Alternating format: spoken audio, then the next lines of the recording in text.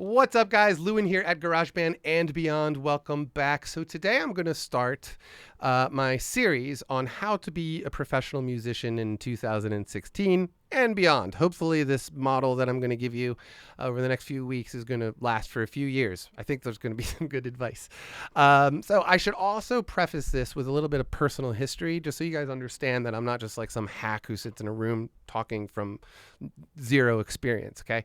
I'm 40 years old. I haven't had a real job since 2000, like no boss, nobody telling me what to do since it was 2000.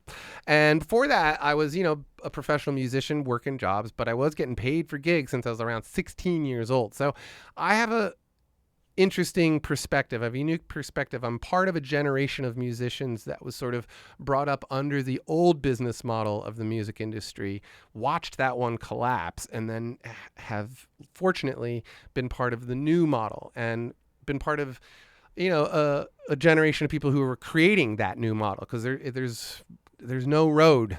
We're forging new territory here. So it's a unique time to be a musician, and I think there's a really good way to be a new musician in this music environment that we live in, the way the industry is right now. I should also add that, when I followed that old model, I did have some success. I was in a band. It was called Standing Wave. We were from Santa Fe, New Mexico. If you're ever curious, there are videos online. But, we were represented by one of the biggest agencies in the world and one of the best management companies on the planet. And we're with the William Morris Agency, who, they have bands like Aerosmith and like the Rolling Stones and stuff like that. You know what I mean? Like they're like one of those kinds of agents. So that was an awesome experience and gave me a really unique perspective to, just sort of keep in my mind over the years, now that I don't really sort of believe in what they do anymore. Because the sad reality of that part of the industry, especially now more than ever, they don't give a shit if your songs are good, right? They don't care at all. What they care about is the fact if your band is making money, right? So, and here's some real numbers, like straight out of the mouth of an agent at the William Morris Agency, which is basically, if you're not selling 300 tickets at $10 to $15 a person, nobody cares about you. We don't want to talk to you because you're not making any money. Go away. We don't care how good your music is. There's a lot of good musicians out there who sell tickets. Those are the people we want. That's bullshit. And I think, it's, and even then, so what? Then they pick you up and you go out on tours and it's like what happens when they finally pick you up is so not what you imagine it to be.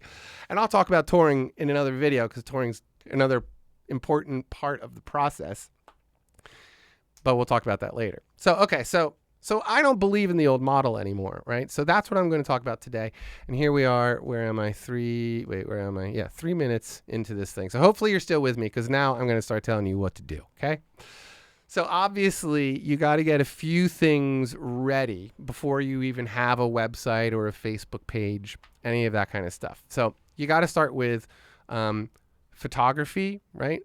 And a logo and some sort of artwork, right? And it's just, I think of it, you can boil it down to a few good photos and a good logo. So photos are a great way to just present your band properly. And remember that when you're standing there, ask the photographer if they have any ideas, what concepts you should wear, what you should look like. And then, discuss it with the band. Do you want to be the guys like standing on the railroad tracks looking all sad and angry with your hands in your pockets? Don't do that, by the way, because that's been done a billion times. Or do you want to be a band that looks happy and fun to see, or whatever? Just think of what you want to present yourselves as. And then when you go into that photo shoot, present that properly, and hopefully you get it, and then you have that done. Okay, photos, boom, done. Logo, totally important thing to have. The point of a logo, it's a little thing. It's a little tiny piece of artwork that is on everything you do. Okay. It's one of those things. It sort of gives a continuity across your content and whatever it may be. But it's also like people see it, and the repetition of seeing that logo is something that is very, very valuable. It's, you're dealing with like the human psyche here, right? So that kind of repetitious behavior, it just makes people remember you. So even if you just have a logo and a sticker and you put it on the bathroom wall at the club, and then people who know you, they'll go, oh, hey, I know that band, or whatever. You know what I mean? The logo is a powerful thing. So you got to have a logo. I like hand-drawn logos. I use local artists. If you're in the Philadelphia area, I do know a great artist, and just find me on Facebook and we could talk about that there.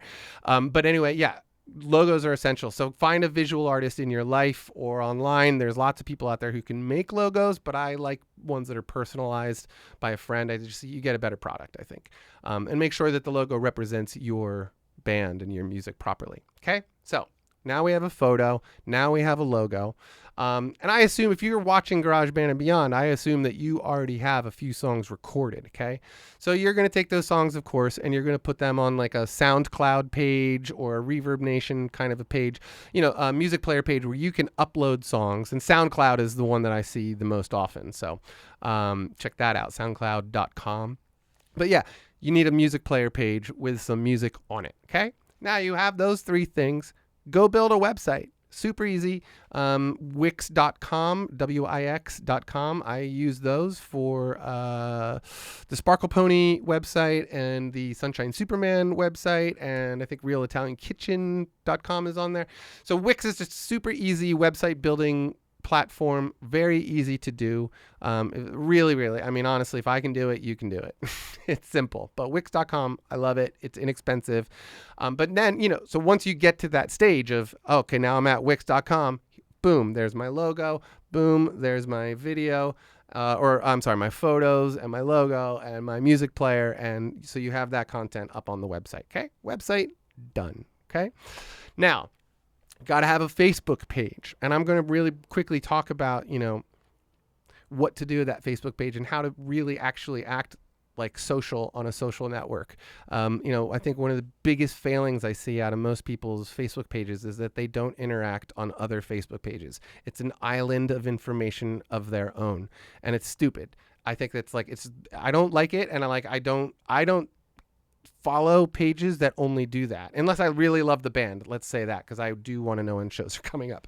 But I like the ones that I like and the ones that I engage with more, and the bands that I tend to be more supportive of are the bands that have been engaging to me, right? So they have shared my videos, or they have, shared something that somebody else posted, right? So just remember on Facebook with your band's Facebook page, just remember to be actually social with it, okay?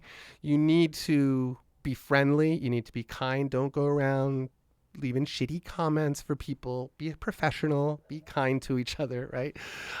So there we are. Facebook page is done, okay?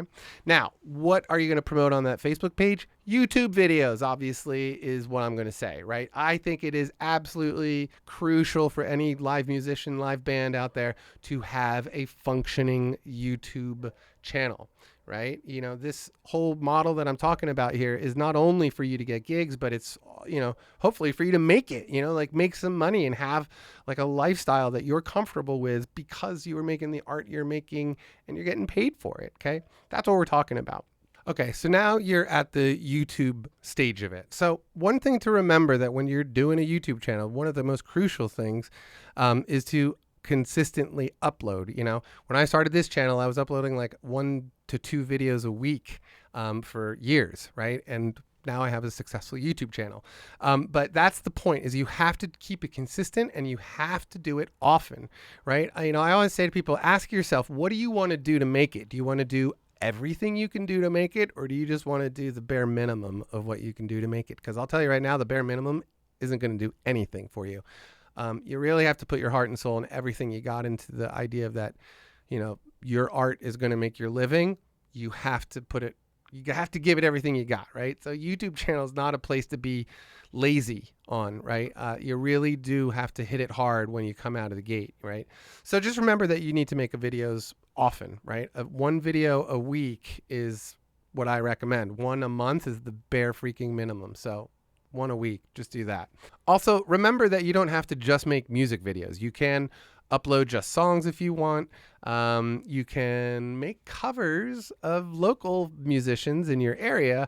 If you don't have a ton of your own originals, one of the greatest things you can do is to cover a local musician, a song or whatever from your local music scene. Oh my gosh, can I get it out? And cover somebody's song that that's on your local scene. They will be ultimately flattered, and then they will go and share it on their Facebook page, And you know what I mean? Then if it's really good, then hopefully they ask you to come open for them. And you know what? It's just a great way to cross promote yourself by being really kind to somebody and just doing something cool, like covering a song of theirs. Okay. So now that YouTube channel is pretty much working. Oh, and don't forget to get the partnership too, because if you get the Google partnership, it makes a little bit of money. If you're not getting a ton of views, you're not going to get a ton of money, but it's something. It's better than nothing. And if you're the guy who's putting up all the videos, you will understand that it's nice to get something instead of nothing. So I think that's kind of it. That's the website. That's photos. That's a logo. That's a YouTube channel. That's the SoundCloud page. I think that's pretty much it. Now you get all that stuff assembled, and now you're ready to get a gig. And that is what I'm going to talk about next week. Okay. So please, you guys, leave comments below. Let's discuss this thing. If you have anything that I missed, please, let's talk about it below and on the Facebook page. But I think this is going to be a good thing, and I'm excited to talk about it more because I do think I have some valuable information for you guys. So I hope you liked the video. And of course, if you want to support my channel, I would love that. Check out my Patreon page. It's a really great way for people to independently support their artists that they like, and we will talk about the Patreon page later. And because I don't think it's something that you should come running out of the gate with personally, I think it's better to have something that's working a little bit before you start, asking for donations. So anyway, my Patreon page is something that I love, and it's totally one of those things that helps support me and the Garage Band and Beyond. And I really appreciate your patronage. And do it, don't do it. I don't care. Well, I do care. I do care, but don't feel like I'm forcing you into it or anything. It's a low pressure situation. You guys have a great day, and I will talk to you later. See ya.